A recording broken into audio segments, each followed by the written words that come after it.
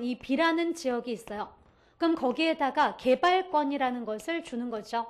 자, 개발권이라는 것을 줘서 자, 이만큼 이용하지 못한 미이용 공간의 용적률을 그대로 이쪽 땅에다가 이렇게 이전을 시켜주더란 얘기예요. 자, 그리고 거기에 실제로 정부가 여러 가지 용적률 인센티브를 자, 더 주기 때문에요. 그럼 이 사람은 이쪽에 또 B라는 땅에다가 자, 건물을 올려서, 그죠? 뭐, 호텔을 짓는다든지 이렇게 다른, 그죠? 개발을 해서 수익을 얻을 수 있도록 보상해주는 제도가 바로 처음에 1세대 때 뉴욕에서 처음 실시된 자, 이 TDR이었다라고 할 수가 있습니다. 자, 그래서 이 TDR은요, 요 B라는 땅에다가 개발권이라는 것을 줌으로써 보상해주는 제도예요. 그런데 이 TDR이라는 것이 시행이 되기 위해서는 개발권이라는 것이 하나의 재산권처럼 시장에서 자유롭게 거래가 이루어져야지만 자, 의미가 있는 제도가 바로 이 TDR이라고 할 수가 있습니다. 요 B라는 땅에다가 소유권을 주는 개념이 아니에요. 주의하셔야 될 것이요. 요 TDR이라는 것은 자, 소유권이라는 개념과 개발권이라는 개념이 엄격하게 분리된 데서 시작될 수 있는 것이 바로 TDR이라고 할 수가 있고요. 그리고 이 소유권을 줌으로써 보상해주는 제도가 아니죠. 그죠? 오히려 무엇을 줌으로써? 개발권을 줌으로써 보상해주는 제도라고 생각을 하셔야 돼요. 얼마 전 시험에서도 TDR이 출제되기를 소유권을 줌으로써 보상해주는 제도다라고 해서 틀리게 출제되었었습니다. 소유권을 주는 개념이 아니라 개발권이라는 것을 줌으로써 보상해주는 제도라고 할 수가 있어요. 근데 만약에 나중에 2세대 때 가서는 다양한 목적으로 시행이 되기 시작했는데요. 문화재 보호뿐만 아니라 뭐 생태지역을 확보한다든지 저소득층의 주거지역을 확보한다든지 다양한 목적으로 이제 시행이 되고 있다라고 할 수가 있습니다. 근데 처음에는 이렇게 인근의 지역에다 개발권이라는 걸 줬는데 나중에는요. 자, 저기 막 멀리 떨어져 있는 지역에다가 개발권을 줘버리더란 얘기예요. 그러면 자, 이 A 땅의 소유자는 이 B, C라는 땅까지 가서 개발을 할 의사가 떨어지는 거죠. 자, 그러면 결국 이 땅의 개발권은 내가 갖고 있으니까요. 이 개발권을 어떻게 해버릴 수 있을까요? 인근에 개발하고자 하는 다른 사람에게 또 팔아버릴 수 있다고 할 수가 있습니다. 그렇죠? 자, 그래서 바로 이 개발권이라는 것을 양도해버릴 수 있는 것이 또한 이 TDR이다라고 보시면 돼요. 또 이 개발권이라는 것이 자, 필요한 사람에게 개발권을 줌으로써 어떤 사람은요. 만약에 자, 여기에 10층까지 이렇게 올렸다. 근데 내 지역의 어떤 제한으로는 용적률의 제한으로는 10층까지 밖에 올릴 수 없는 땅이에요. 근데 만약에 내가 더 올리고 싶다 그러면 다른 사람에게 뭘 사갖고 와야 되는 거죠. 개발권을 사갖고 와서 얼마든지 건물을 더 올릴 수 있는 이런 제도가 바로 TDR이라고 할 수가 있습니다. TDR이라는 것은 개발권이라는 것 자체가요. 이렇게 필요에 의해서 사람들 사이에서 거래가 원활하게 이루어져야지만 시행될 수 있는 제도가 바로 이 TDR이라고 할 수가 있어요. 근데 우리나라는 왜 그럼 시행이 되지 못하고 있을까요? 가장 큰 문제가 우리는 이 소유권과 개발권이라는 것이 엄격하게 이렇게 분리되어 있어야 되는데 분리되어 있지 않기 때문에 TDR이라는 것이 시행되는데 큰 제한이 되고 있다고 할 수가 있습니다. 시장에서 개발권이라는 것이 거래가 돼야 되는데요.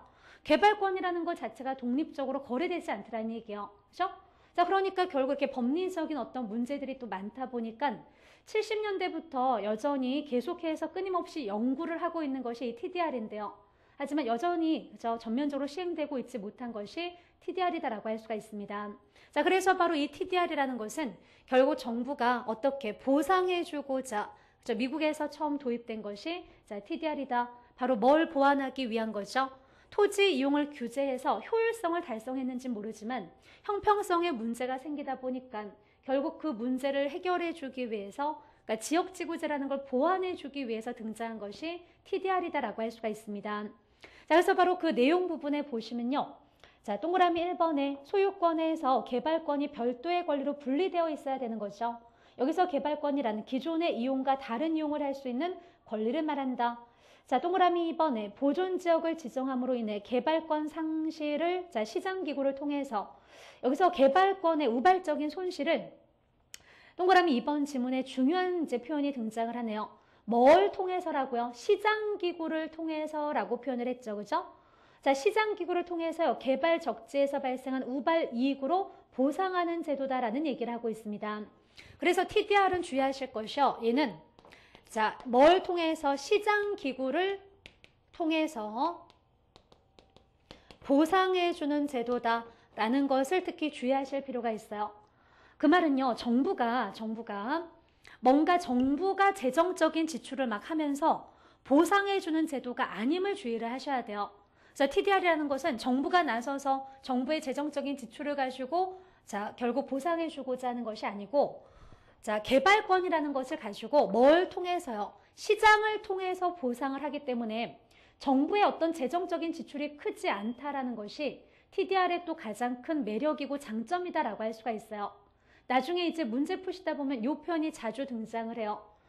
정부가 재정적인 지출을 통해 보상해주는 제도다라고 하면 어때요? 맞아요? 틀려요? 틀린 지문이죠. 그게 아니라 그죠? 시장 기구를 통해서 개발권이라는 것을 통해서 보상해주는 제도다라는 것을 주의하실 필요가 있습니다. 그래서 어떤 정부가 재정적인 지출을 별도로 할 필요가 없다라는 것이 TDR의 가장 큰 장점이다라고 생각을 하셔야 돼요.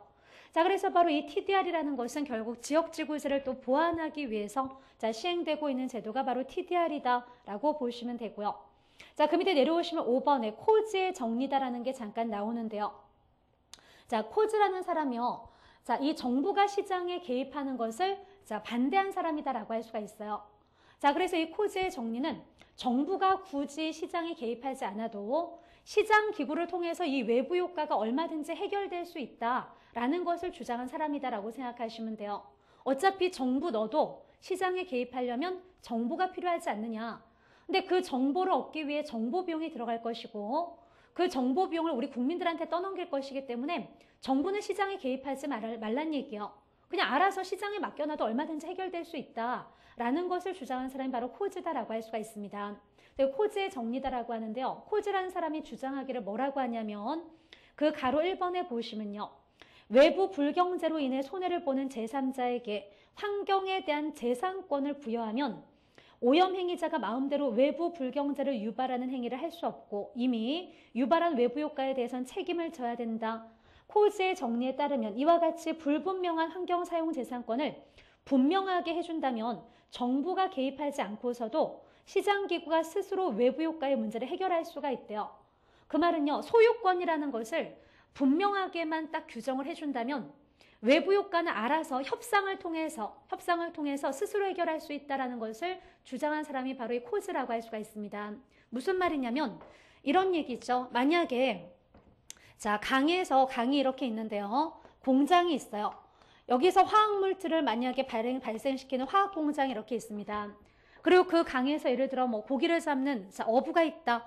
그죠? 그렇다라고 치면요. 결국 이 화학공장에서 배출하는 그 오염물질 때문에 부의 외부 효과를 얻게 될 거란 얘기예요. 근데 결국은 이 문제가 그죠? 스스로 해결되지 못하는 것이 소유권이 이 강에 대한 맑은 물에 대한 소유권이 명확하지 않기 때문이다라고 주장을 해요. 그래서 만약에 이 물에 대한 소유권만 확실하다면 둘이 협상을 통해서 이 문제는 정부가 굳이 개입하지 않아도 얼마든지 해결할 수 있다고 주장을 한 거예요. 그래서 만약에 이 물이 화학공장의 소유다라고 한다면요. 화학공장의 소유라면 어부가 어느 정도의 대가를 지불하고 화학물질을 좀 덜 배출시킬 것을 요구할 수 있을 거란 얘기예요.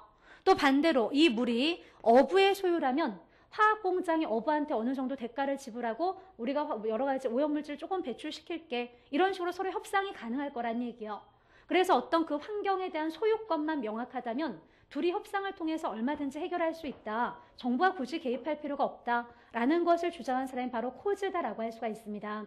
그래서 이것을 우리가 코즈의 정리다. 그러나 사실은 오늘날에는 이 코즈의 이러한 주장 역시 굉장히 비현실적이다라고 해서 별로 그렇게 현실감은 떨어지는, 그러니까 비판을 받는 그런 이론 중에 또 하나다라고 할 수가 있어요. 말처럼 그렇게 협상을 통해서 쉽게 해결될 수 있는 그런 문제는 아니고요.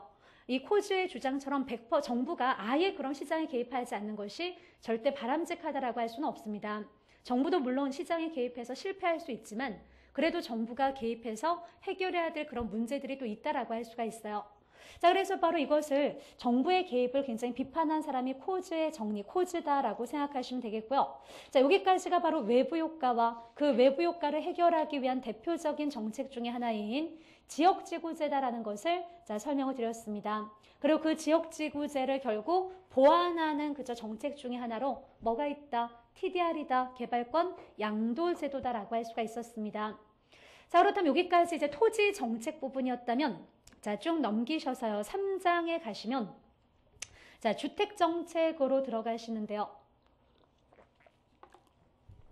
자, 주택 정책이다라고 하면 저희 책에서는 다시 3장과 4장으로 다시 구분을 해놓고 있는데요. 자, 보통은 자, 임대주택 정책이다라고 얘기를 할 수가 있어요. 자, 그래서 우리 주택정책 그러면 자, 임대주택 저소득층을 위한 임대주택 정책이 핵심이 되고요. 여기서 특히 자, 세 가지에 대해서 아주 중요하게 정리를 하실 필요가 있습니다. 자, 지금 이 3장과 4장에 연결해서 세 가지 이론이 특히 이제 가장 중요하다라고 할 수가 있는데요. 시험에서 거의 또 빠지지 않고 출제되는 부분이라고 할 수가 있습니다. 자, 여기서 바로 우리 체계에서의 순서대로라면 자, 정부가 저소득층에게 보조금을 지급해주는 보조금 지급 정책이 등장을 하고요. 나중에 이제 4장에 가시면요. 정부가 임대료를 규제하는 임대료 규제 정책이 등장을 해요. 그리고 정부가 아예 자, 서민들을 위해서요. 민간 회사들보다 더 저렴하게 공공주택을 공급해버리는 거죠. 자, 그래서 바로 이 공공주택 정책. 자, 요 세 가지가 가장 중요한 이제 핵심이다라고 할 수가 있는데요.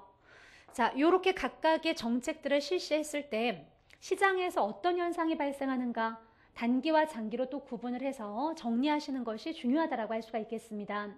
근데 저희 책에서는 우선 3장에 자, 주택정책, 수요자 정책이다라고 해서요. 첫 번째가 자, 보조금 지급 정책이 등장을 해요. 정부가 보조금이라는 것을 줬을 때 어떤 현상이 발생하는가라는 것을 설명을 하는데요. 자, 보조금이라는 것을 정부가 지급을 할 때요. 크게는 공급자한테 보조해주는 방식이 있고요. 자, 수요자한테 보조해주는 방식이 있습니다. 근데